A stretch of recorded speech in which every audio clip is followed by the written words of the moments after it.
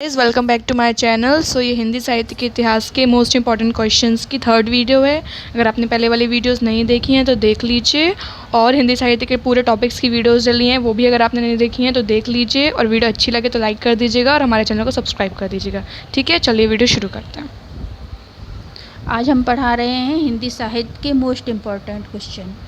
पहला प्रश्न क्या है? हिंदी पद्य साहित्य को बांटा गया है। कितने कालों में बांटा गया है? पहले ही बता चुके हैं कि 4 कालों में बांटा गया है। कौन कौन से? आदिकाल, भक्तिकाल, रीतिकाल और आधुनिक काल। ठीक है। दूसरा क्वेश्चन क्या है? वीर गाथा काल की प्रसिद्ध रचना क्या है?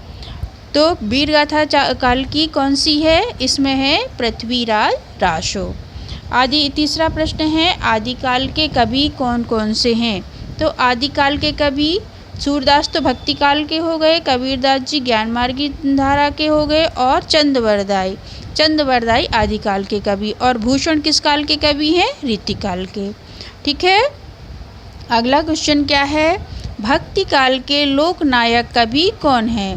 भक्ति काल के लोकनायक कवि पहले भी पढ़ा दिया है मैंने, तो तुलसीदास हैं। अगला क्वेश्चन क्या है? हिंदी साहित्य का स्वर्ण युग कौन सा कहलाता है? तो हिंदी काल का स्वर्ण युग किसे कहा जाता है? परीक्षा में अक्सर आता है ये प्रश्न कि हिंदी के साहित्य का स्वर्ण युग भक्ति काल कहलाता है। छठवां प्रश्न क्या है? लौकिक प्रेम से अलौकिक प्रेम की अवधारणा देखने को मिलती है। कौन सी शाखा में? प्रेम मार्गी शाखा में। विराट के प्रति जिज्ञासा की भावना मिलती है। विराट के प्रति जिज्ञासा की भावना किस में मिलती है? छायावाद में। अगला प्रश्न क्या है? रीतिकाल की प्रतिनिधि रचना कौन है? रीतिकाल के सबसे प्रसिद्ध कवि कौन से हैं? बिहारी, और उनकी रचना का नाम क्या है?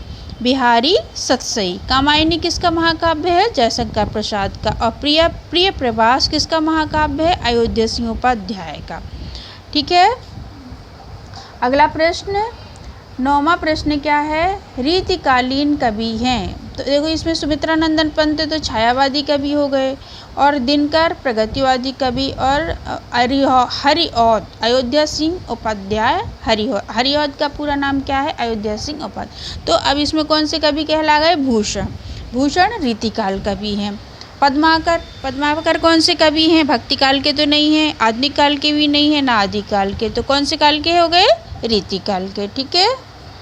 हिंदी कविता का जागरण काल किस युग को माना जाता है? अब जागरण काल पूछ रहा है इसमें, तो द्विवेदी युग को तो नहीं माना जाता, न शुक्ल युग न प्रसाद युग। तो भारतेंद्र युग को हिंदी कविता का जागरण काल माना जाता है।